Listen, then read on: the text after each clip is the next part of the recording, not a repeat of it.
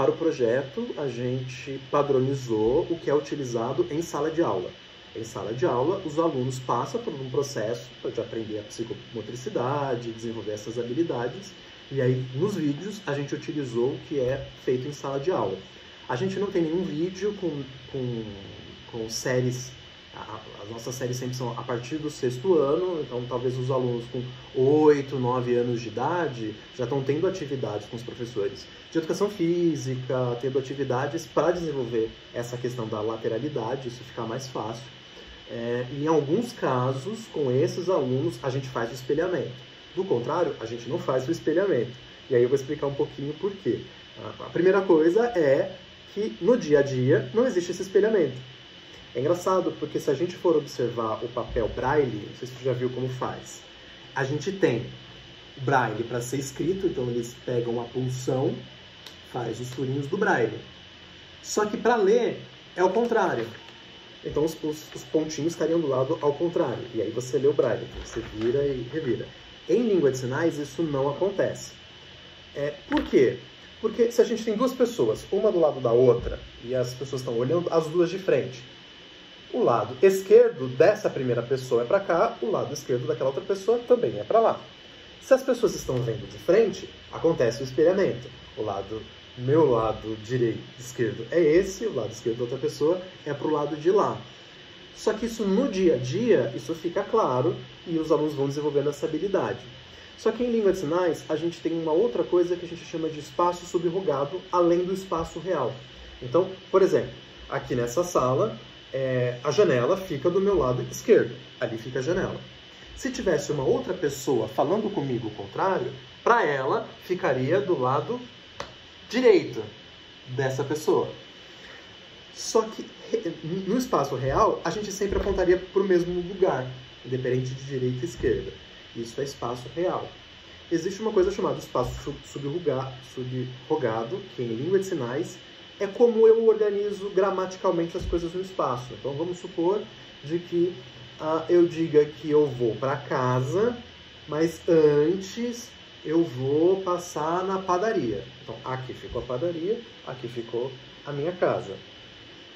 Então esses dois lados não significam nada no mundo real. Eu poderia ter feito o contrário. Eu vou para casa, mas antes eu vou passar na padaria. Poderia ter feito o contrário porque essa organização não tem nada a ver com o espaço real. A padaria não realmente fica para lá apontando para cá. A minha casa não necessariamente tem essa referência. Por que eu estou explicando isso? Porque no dia a dia essas habilidades para pessoas surdas são desenvolvidas de uma forma muito natural. Então, assim, essa necessidade de espelhamento não é necessária desde que isso tenha sido trabalhado. Então, é muito provavelmente que isso tenha trabalhado. A gente está trabalhando com vídeos acima do 6º ano, então essas habilidades, muito provavelmente os alunos surdos têm, e no ambiente de sala de aula é um pouco esse o padrão que é utilizado. Eu trouxe 2 exemplos de professores surdos que postam material no YouTube para a gente começar a discutir. Um também respeito a gráfico e um outro com respeito à conta. Por exemplo, essa aqui é a primeira pessoa, professora, eu vou passar o link, depois se vocês quiserem dar uma olhada. Ela vai mostrar um gráfico. Dá uma olhada como é que ela faz o gráfico. Esse aqui é o gráfico. A gente tem um gráfico, que aqui é o eixo Y e aqui é o eixo X. A gente tem a parábola e as marcações de positivo e negativo. Mas nota que ela usa essa mão para fazer o eixo Y. Esse é o eixo Y e aqui ela faz o eixo X. E ela faz a parábola, e marca o positivo e negativo. Um pouquinho mais para frente tem um exemplo bem legal. Aqui, Se a gente for observar, acho que dá para ver. Olha como ela faz.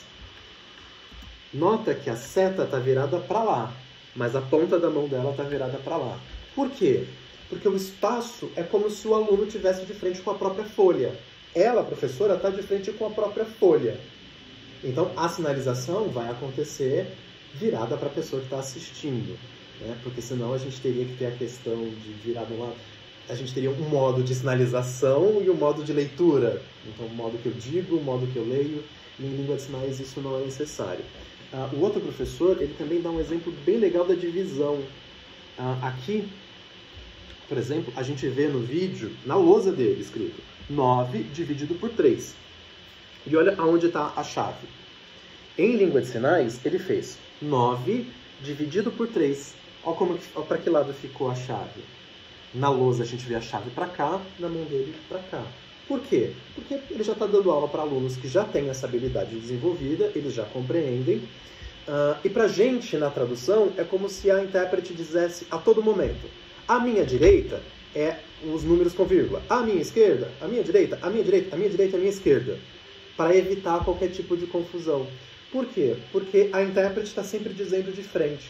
Mas a professora, ela tem hora que ela está dizendo de frente, mas tem momentos que ela vira. Então, essa dinâmica da professora facilita isso. Para não haver qualquer tipo de confusão, a gente estabeleceu como padrão, que é utilizado em sala de aula, que é utilizar o próprio intérprete, o corpo do intérprete como referência, para que quando o surdo estiver assistindo, ele entenda que a referência é o intérprete. Quando ele estiver realizando a atividade, ele é a referência. Porque é um pouco esse o padrão. Mas é engraçado porque é uma discussão que pra gente aqui da equipe foi bem interessante. A gente teve alguns intérpretes que acharam que sim, que tinha que passar tudo mesmo. E aí os surdos disseram que no dia a dia isso pode inclusive atrapalhar.